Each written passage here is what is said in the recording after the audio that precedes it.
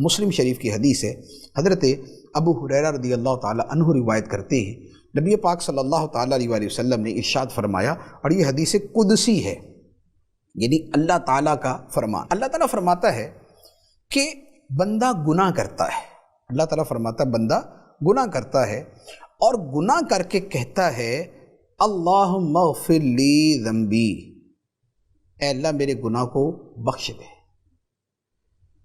جب بندہ گناہ کر کے یہ کہتا ہے اے اللہ میرے گناہ کو بخش دے، تو اللہ تعالیٰ فرماتا ہے کہ میرا بندہ گناہ کرتا ہے، پھر یہ جانتا ہے کہ اس کا ایک رب ہے جو گناہ بخش بھی دیتا ہے اور گناہ کے اوپر گرفت بھی کرتا ہے، پکڑ بھی لیتا ہے۔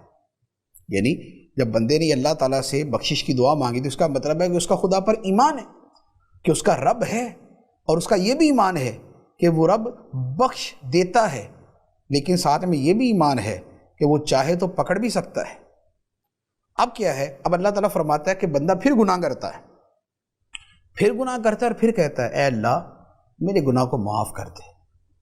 تو اللہ تعالیٰ فرماتا ہے کہ میرے بندے نے گناہ کیا اور یہ جانتا ہے کہ اس کا ایک رب ہے جو گناہ بخش بھی دیتا ہے، گناہ پہ پکڑ بھی فرماتا ہے۔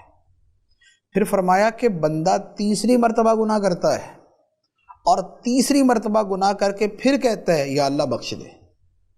اللہ تعالیٰ پھر فرماتا ہے کہ بندے نے گناہ کیا اور یہ بندہ جانتا ہے کہ اس کا رب ہے جو گناہ بخش بھی دیتا ہے، گناہ پہ پکڑ بھی لیتا ہے۔ اب اللہ تعالیٰ فرماتا ہے اعمل ما شئت فقد غفرت لک۔ اس کے آخری الفاظ کا میں ترجمہ عرض کرتا ہوں۔ فرمایا کہ اللہ تعالیٰ فرماتا ہے کہ بندے میں نے تجھے بخش دیا۔ بندہ بار بار گناہ کرتا ہے، بار بار رب کی بارگاہ میں عرض کرتا ہے، بار بار اسے اپنے ایمان کا اظہار کرتا ہے، تو اللہ تعالیٰ فرماتا ہے کہ اے بندے میں نے تجھے بخش دیا۔ کیوں؟ اس لیے کہ اس کا ایمان اور اس کا رب سے جو اچھا گمان ہے یہ اس کی بخشش کا ذریعہ بن جاتا ہے۔ تو یہ ہے کہ بندہ توبہ کرے، پھر رب کی بارگاہ میں اپنے گناہ کی معافی مانگتا ہے تو اللہ تعالیٰ اس کے گناہ کو معاف کر دیتا ہے۔ اس کے علاوہ اور بھی بہت ساری احادیث اس مفہوم کی موجود ہیں کہ جس میں بندے کے گناہ کے بعد اس کے معافی مانگنے پہ اللہ تعالیٰ کی طرف سے مغفرت کی نوید اور بشارت اس کو سنائی جاتی ہے۔